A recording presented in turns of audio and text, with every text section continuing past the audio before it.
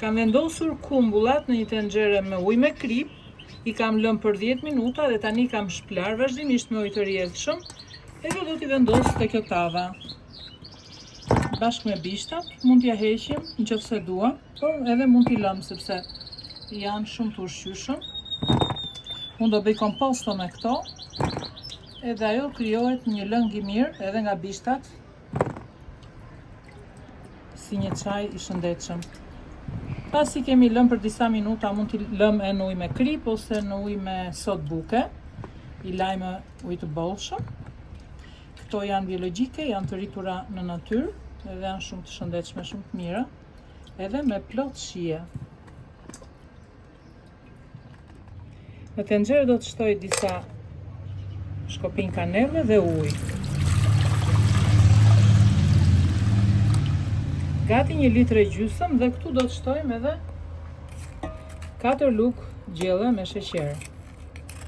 Paka shumë nga 1 lugë gjelle për vazo edhe diçka më shumë. Kush dëshiron që t'i bëj të ëmbël, mund të bëj edhe më shumë sheqer, mund të shtoj më shumë sheqer.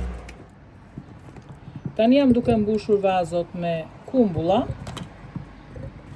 të lara e të pastra dhe presim edhe ujin me sheqer që kemi vënë tani për të zjerë.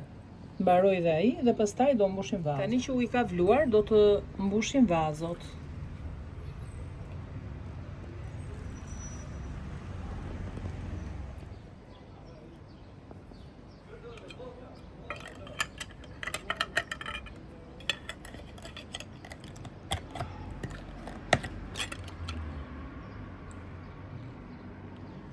Vendosim një pecet në tenxhere, mbushim me ujë, edhe këtu do të vendosim kavanozat për t'i dhënë një zjerje në banjomari.